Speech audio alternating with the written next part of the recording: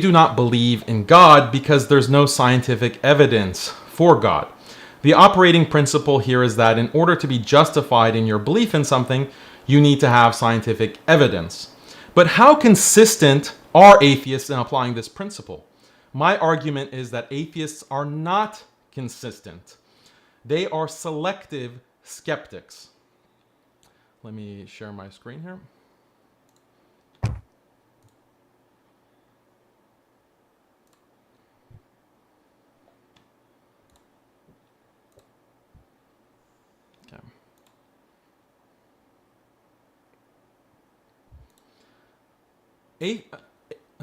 Here is the argument. Premise 1, atheists live in societies with governments and laws.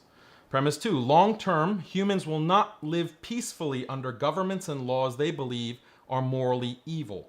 They will revolt. Premise 3, to avoid civil war, there needs to be a basic consensus that the government and laws are not morally evil. If a high percentage of the people believe that government and laws are evil because of oppression, discrimination, or lies, they will revolt.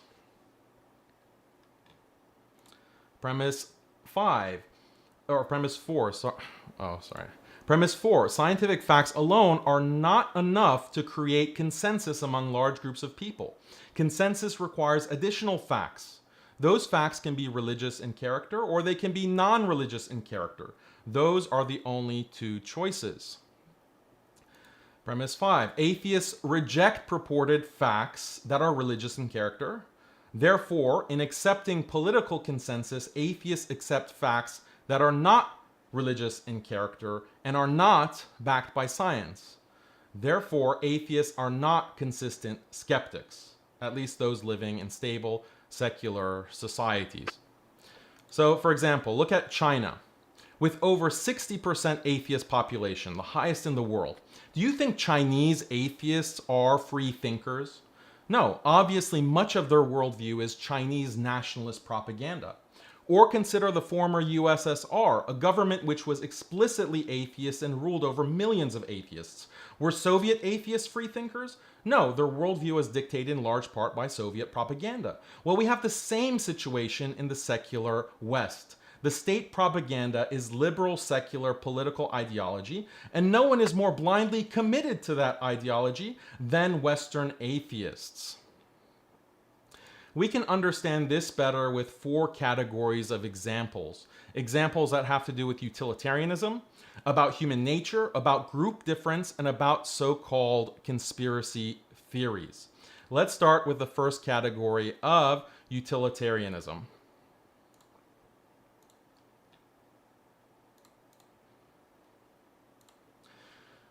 Consider democracy versus dictatorship. Pardon my interruption. We're not able to see your slides anymore if you still had slides you were showing. Yeah, I took off the screen share. So you shouldn't see any more slides.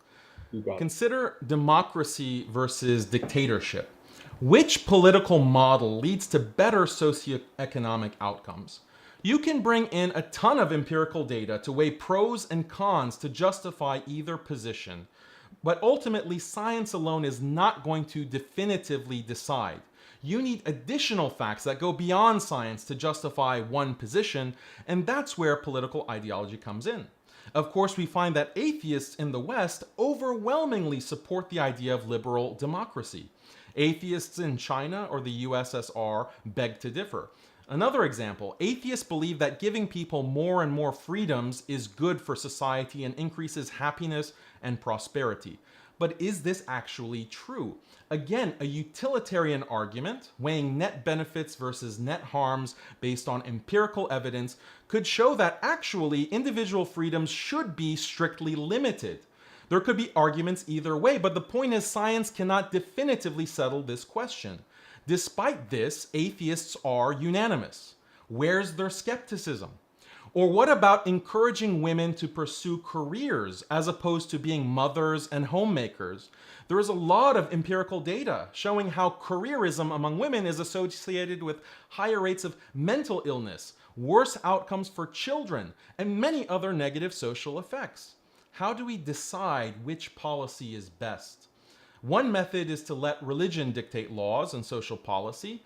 Religion creates that moral consensus, and that is most common in human history, but that's precisely what atheists reject. So how can secular governments create consensus? Well, they fabricate claims to support their liberal ideology and aggressively censor competing narratives. For example, if we were to suggest, well, empirical data shows that net harm of women in the workplace is actually greater than the benefit, therefore we should ban it, what is the response from atheists and the proponents of liberal secularism? They say, that's misogyny, that's hate speech, that's extremism. You're blocked from exploring or even considering a set of potential scientific facts. If you're an academic, you'll not get funding for your research, you'll be kicked out of academia, you'll get banned from social media, you might even be charged with hate speech in some secular countries. You're not allowed to research scientific facts that are politically incorrect according to the secular establishment. It's just asserted that science supports the secular position.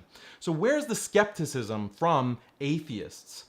Now, let's move to the second category of examples regarding what is human nature. Are human beings naturally atheist or religious? Plenty of evidence suggests that humans are naturally religious and believe in God. This would support laws and policies that prioritize religious perspectives, but atheists will deny the scientific facts here, or they won't practice skepticism about liberal secular claims that all people are born as atheists and it's only indoctrination that makes people religious, and therefore religion should be barred in all matters of governance. Another example, is promiscuity natural for women? If so, that fact would support the political ideology of sexual liberation, legalizing abortion, etc. But a ton of scientific evidence says that no, women are not naturally promiscuous, and there's a great deal of psychological and societal harm that comes with female promiscuity. But what is the response from proponents of a secular worldview? That's slut-shaming, that's misogyny, you're just an incel. The conversation is shut down as hate speech. We're not allowed to scientifically investigate the anti-liberal position. Yet, when you poll atheists, 94% of atheists, according to Pew, think casual premarital sex is acceptable. Nearly 90% believe that abortion should be legal. You have near consensus from atheists on things that are not only not supported by science, but actually glaringly contradict the scientific evidence. No skepticism from atheists, though. Another example, pornography. The secular belief is that viewing porn is natural and nothing to be ashamed of. Nowadays, government programs are even including pornographic material in grade school curricula. But again, tons of evidence suggests that this is very unnatural and damaging, but atheists express no skepticism in these issues and overwhelmingly believe that porn is morally acceptable. Atheists, where's your skepticism? Meanwhile, those who suggest banning porn are branded as irrational extremists and fundamentalists. Now the third category, group differences. If groups are fundamentally different, then we usually think it's okay to discriminate. For example, can we have laws that discriminate against blind people when it comes to driving cars? Yes, that's justified because the blind cannot safely drive cars. But can we discriminate against Canadians on this? No, because there's no relevant difference between Canadians and other groups when it comes to driving. So purported facts about group differences affect our understanding of discrimination. Are men and women different enough to justify gender-specific discrimination or unequal treatment in certain domains? All traditional religious systems say yes, but atheists argue this is misogyny and hatred of women. Why? They claim it's because men and women are functionally the same in terms of IQ, psychology, physical capacity, emotional tendencies, etc. Of course, plenty of science says otherwise, so where is the skepticism from atheists? Furthermore, the secular regime aggressively fabricates facts. The liberal consensus, for example, is that the only reason that women don't have as much success in math, science, and business as men is that women are subject to discrimination. It is not because of IQ distribution or women having less testosterone that makes them less competitive. No, it's because they're unfairly discriminated against by men. That is fabricating facts about causation to support a political ideology while ignoring all the contravening scientific evidence. But this is not surprising because scientific facts alone are not enough to bring people to a moral consensus about laws and social policy.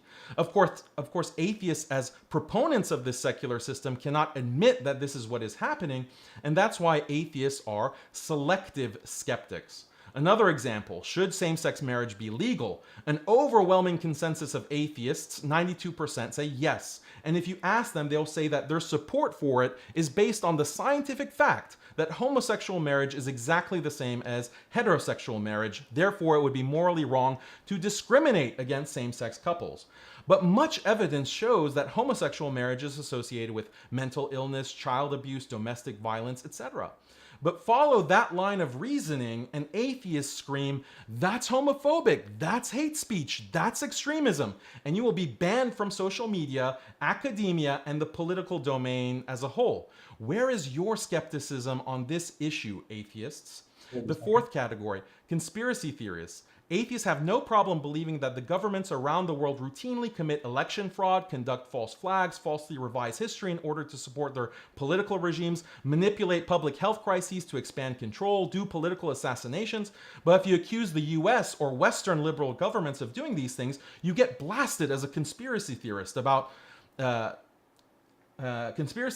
even a disinformation agent who needs to be silenced. Basically, any conspiracy theory about non-liberal regimes, no problem. But conspiracies about liberal regimes like the US, we can't have that because that undermines any consensus about the goodness of the liberal world order. Yeah. Where is your skepticism on these issues, atheists? Can I just finish the last paragraph? We'll do the same for Tjump in terms of giving an extra 20 seconds. Okay. Go for it. So these are 4 areas where atheists don't practice the same skepticism they have for religion. It's not just that atheists have different values and that's what's causing the difference. It's that atheists rely on false facts that support their liberal secularism and shut down everything that contravenes it. This is selective skepticism. Thank you very much.